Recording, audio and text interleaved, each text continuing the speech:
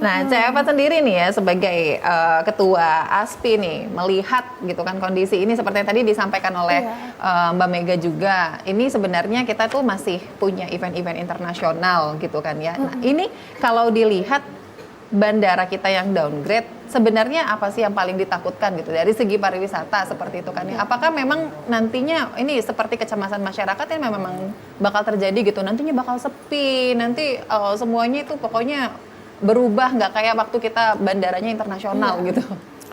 Oke, nanti saya mau menanggapin yang Mbak Mega, no hard feeling ya.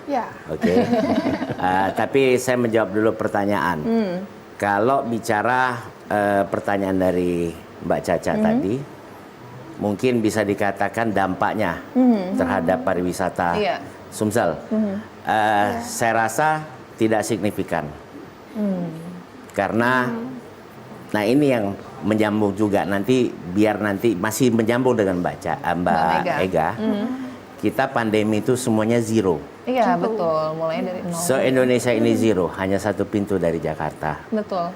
Jadi, it mean memang sudah tidak menjadi bandara internasional lagi. Semuanya sudah bandara domestik.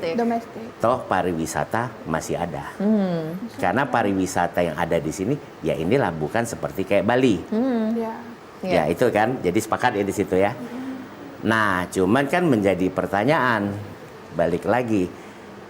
Ini berarti kita flashback ya. Dan ini kembali lagi menjadi pendapat saya pribadi atau kita dari kalangan pelaku pariwisata. Kalau nanti saya bisa menjelaskan apa nextnya yang untuk inline dengan judul kita, downgrade bukan harga mati. Saya sudah punya usulan-usulan, kita udah punya usulan. Jadi kalau kita mengacu lagi, kita semuanya startnya nol.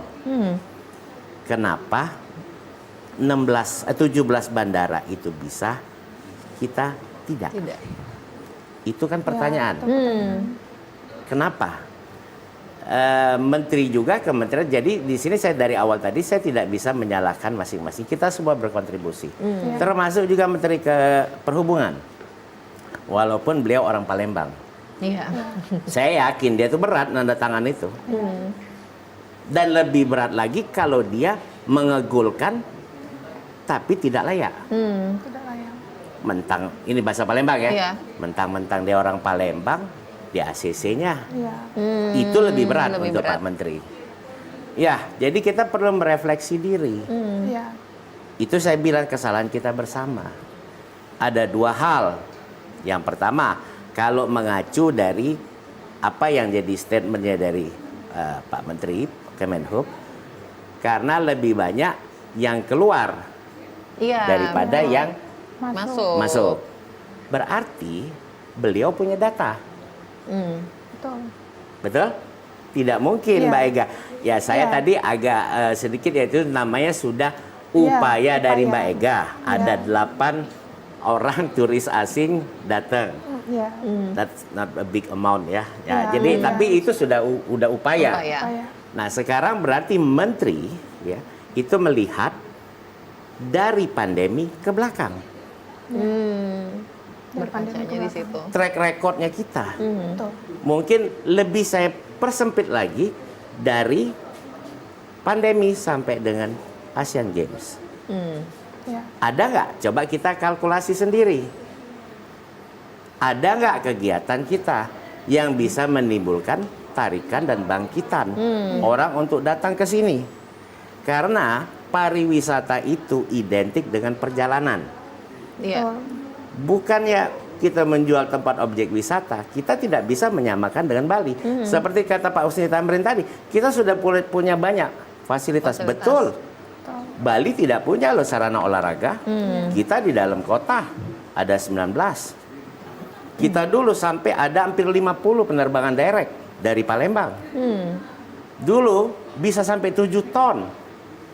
7 ton pempek itu keluar dari Palembang, dari Sumsel. Belum lagi semuanya tuh habis songket dan semuanya. Nah itu karena apa? Karena ada perjalanan menuju Sumsel. Ada bangkitan dan tarikan. Jadi bukan kita mau menjual objek wisatanya. Tapi MICE. Iya, itu salah satu Satunya. MICE. Jadi yang namanya gimana kita ini, ya memang harus dipimpin oleh pimpinan tertinggi di sini Provinsi Sumatera Selatan. Ya pejuang harus ada jenderalnya. Gimana caranya membuat orang itu datang ke Sumsel, datang ke Palembang. Karena itulah sejatinya pariwisata. Ingat, pariwisata sama dengan perjalanan. Begitu ada perjalanan orang datang ke sini, semuanya itu akan terdampak. Hotel, PMP, UMKM, kemudian ada mobil dan semuanya. Uang akan mengalir ke sini. Dan tidak hanya dari segi objek wisata. Let's say ada project. Project itu konsultan datang. Jadi tadi kan kita udah bicara. Kita nanti punya usulan dari asosiasi, dari kawan-kawan pariwisata tuh ada usulan untuk Pak PJ, ya Pak PJ yang harus berbuat, karena komando tertinggi kan ada di gubernur, even dia hanya Pak PJ. Nah kita balik lagi, tentu ada dasar yang menentukan kenapa kementerian itu tuh tidak memberikan izin kepada kita.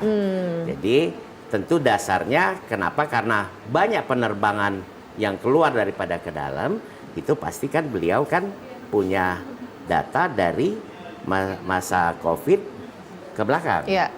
Karena kan pada saat COVID semuanya nol. Zero se-Indonesia ini. Jadi benchmarknya pasti ke belakang sana. Nah kemudian kenapa itu bisa terjadi? Itu pertanyaan kita. Kenapa Sumbar itu bisa dapat Sumatera Barat? Padahal grade-nya di bawah kita. Nah itu menjadi pertanyaan kita. Apakah bisa menjadi satu karena kurangnya lobby untuk ngurus supaya ini menjadi internasional? Itu bisa jadi itu tuh. Karena kan tadi kan sudah ada data ke belakang. Berarti memang selama ini tidak terjadi penerbangan, tapi ya pada saat pandemi kan semuanya zero, tidak ada. Nah itu yang pertama. Yang kedua, mungkin karena kurang ada sosialisasi, rencana kita nanti mau seperti apa. Tentu menteri punya pertimbangan. Makanya nanti kalau memang mau di ujung, apakah saya sebutkan sekarang usulan dari kita? Nanti kita bahas usulan nanti. Jadi berdasarkan itu ya, memang semuanya kita jadi pertanyaan, kenapa bandara yang levelnya masih di bawah kita bisa mendapatkan bandara internasional? Itu pertanyaan berat. Itulah pukulan buat kita bersama. Makanya saya bilang, kita paca harus bersama ini. Betul. Baik. Itu kurang lebih mungkin sampai situ aja. Kasihan Pak Tamrin. Nanti kalau mau usulan-usulannya nanti ya Pak, pasti kita bahas ini. Karena saya juga penasaran gitu kan kalau dari Cak Evat seperti apa.